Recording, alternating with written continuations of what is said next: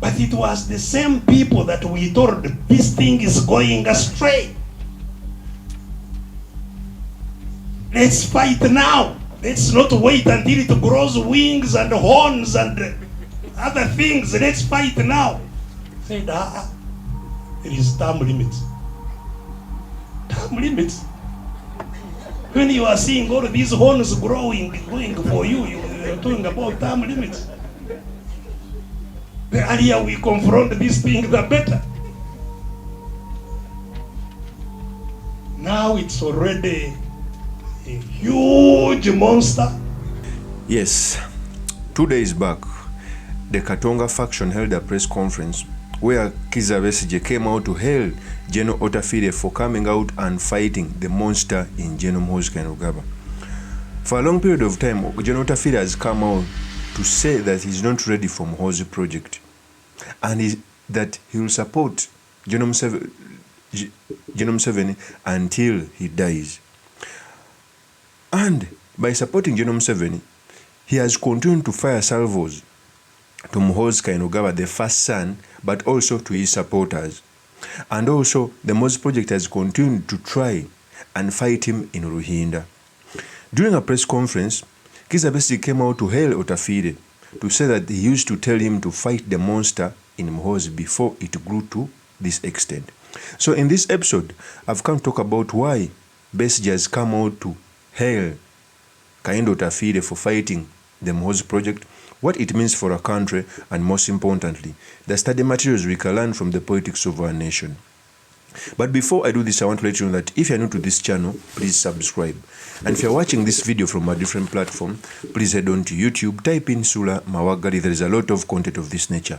If geopolitics and economics is what you want, this will be definitely the right channel for you to subscribe to. I dedicate this video to the political prisoner Olivier Rutaya, who has been in incarceration for more than 3 years.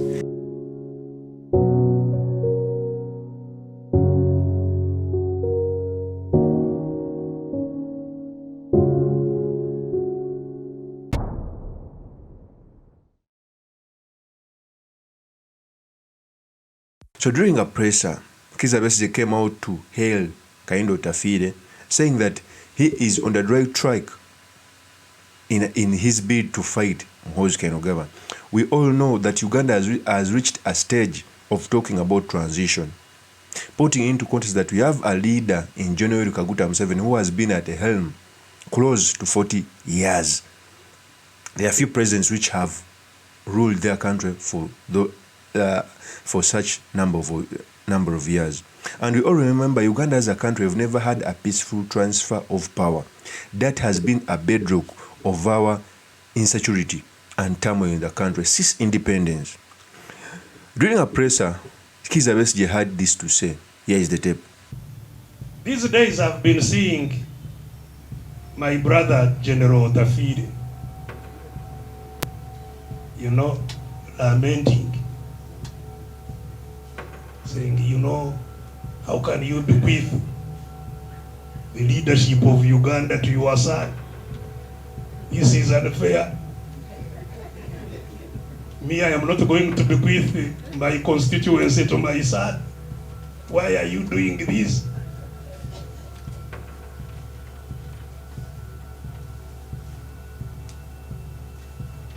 I'm glad that at least he's talking, because there are many inside there who are just watching and completely silenced. They can no longer talk.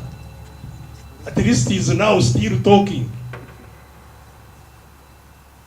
But it was the same people that we told this thing is going astray. Let's fight now. Let's not wait until it grows wings and horns and other things. Let's fight now. Said, there is time limit. Time limit. When you are seeing all these horns growing, going for you, you're talking about time limit. The earlier we confront this thing, the better. Now it's already a huge monster. And OTAFIIRE is there at the bottom saying, "Ew, this is unfair." Really?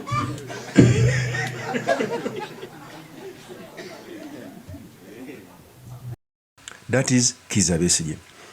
KIZZA Besigye is the father of, I think, the third liberation, and is the person who has opposed General Museveni for the most. In fact, some of the tactics used to oppose General Museveni in this generation we learned from Dr. KIZZA Besigye.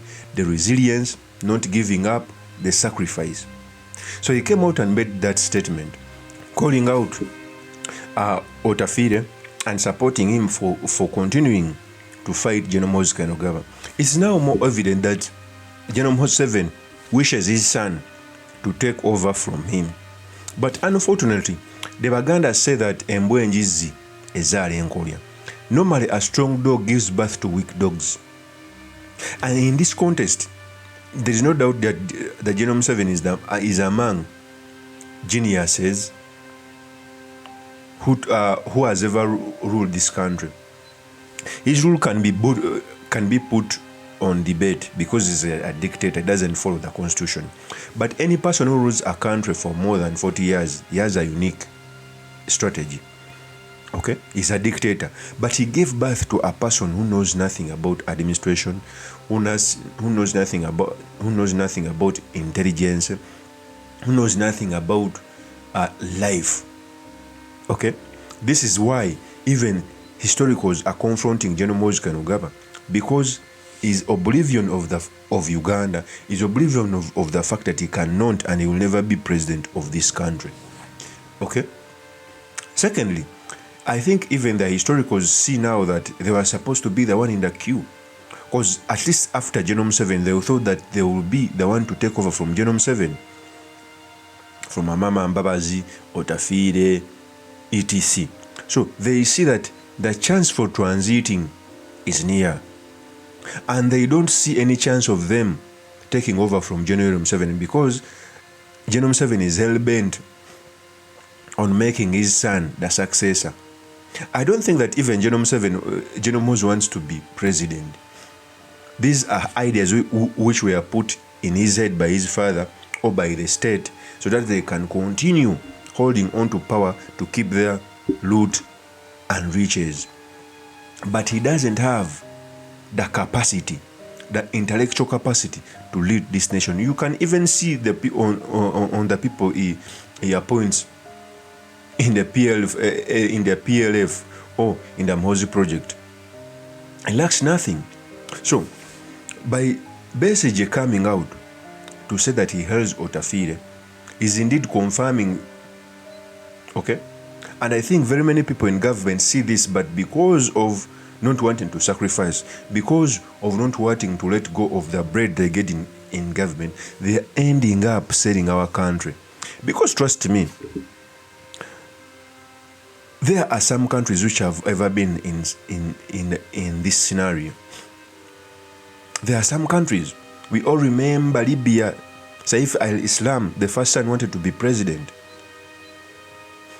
And look at what Libya is right now. Okay? And this message goes to MUHOOZI Kainerugaba. When he used to move out, in every rally you could go with a contingent commander, commander land force, a higher division commander, okay, to sell to the media and the people that he is in control of the army. That's what he used to do. But let me give you a lesson, General MUHOOZI Kainerugaba. Let me teach you.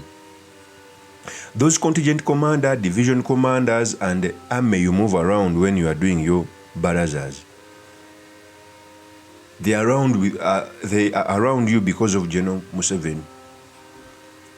One thing I give to General Museveni is he has at least come out to make Uganda stable, not secure. There is a difference between stability and security.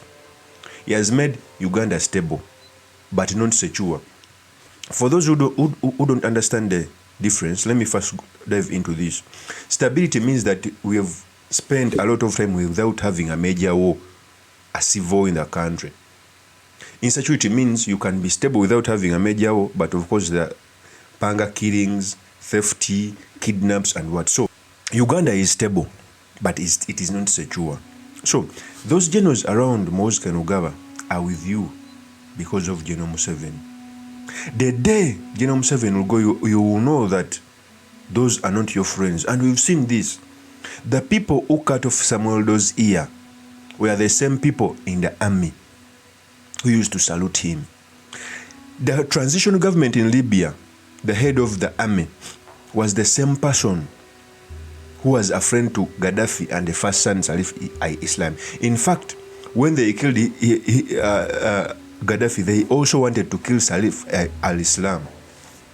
MUHOOZI Kainerugaba, keep this video for future reference. The day we shall get turmoil, those division commanders, I want to mention names, they will be the same people looking for you to kill you. We've seen this, just that we speak things and you take them for granted. I can give you another example, although they didn't get a successful revolution. In Zimbabwe, Chiwenga was the army commander. When they overthrew Mugabe, he even wanted to jail their family. I'm telling you this. The beauty of following the constitution, the beauty of subordinating yourself to the constitution, that we all be equal under the law.